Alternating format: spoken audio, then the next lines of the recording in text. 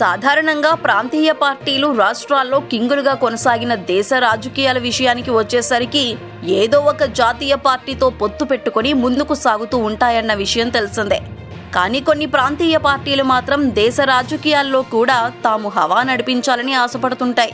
కానీ చివరికి కొన్నిసార్లు ఎటూ వెళ్లే దారి లేక అయోమయంలో పడిపోతూ ఉంటాయి. ప్రస్తుతం తెలుగు రాష్ట్రాల్లో ఒకప్పుడు కింగ్లా హవా నడిపించిన వైఎస్ఆర్ కాంగ్రెస్ పార్టీ, టీఆర్ఎస్ పార్టీల పరిస్థితి ఇలాగే మారిపోయింది. కాలం కలిసి వస్తే దేశ రాజకీయాల్లో కూడా సత్తా చాటాలని ఆశలు పెట్టుకున్నాయి టీఆర్ఎస్, వైసీపీలో. కానీ ఇప్పుడిక ఆ పార్టీలకు దేశ రాజకీయాల్లో ఒక అండలేక చివరికి తలోదారి చూసుకుంటున్నాయని చెప్పాలి. బీజేపీకి బీఆర్ఎస్ దగ్గరవుతూ ఉండగా అటు కాంగ్రెస్ కు జగన్ దగ్గరవుతున్నారు. కానీ కాలం కలిసి వచ్చినప్పుడు వారి అనివార్యతలని పక్కన పెట్టి కలిసి రాజకీయాలను చేసుకునే అవకాశం ఉంది. బీజేపీ నుంచి కారు పార్టీకి ఉన్న ముప్పు నుంచి తప్పించుకునేందుకు, కవితను జైలు నుంచి బయటకు తీసుకువచ్చేందుకు ఇక కేసీఆర్ కు మరో దారి కనిపించడం లేదు.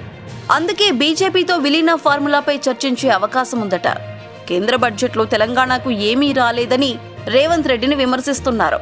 కానీ బీజేపీని మాత్రం బీఆర్ఎస్ నేతలు పల్లెత్తు మాట అనటం లేదు. ఇక అసెంబ్లీలోనూ బీఆర్ఎస్ గడ్డు పరిస్థితి అందరికీ అర్థమైపోయింది. అయితే గతంలో అధికారంలో ఉన్నప్పుడు మిత్ర పార్టీలుగా కొనసాగిన వైసీపీ, బీఆర్ఎస్ పార్టీలు ఇక ఇప్పుడు చెరోదారి చూసుకుంటున్నాయని చెప్పాలి. వైసీపీ కాంగ్రెస్ తో దోస్తీ వైపు అడుగులు వేస్తుంటే బీఆర్ఎస్ బీజేపీ వైపు అడుగులు వేస్తోంది. అయితే వైసీపీ, బీఆర్ఎస్ పార్టీలు ఇద్దరికీ వచ్చే పార్లమెంటు సీట్లతో దేశ రాజకీయాల్లో హవా నడిపించాలన్నది అస్సలు ప్లాను. కానీ ఈ రెండు పార్టీలు దారుణంగా దెబ్బతిన్నాయి.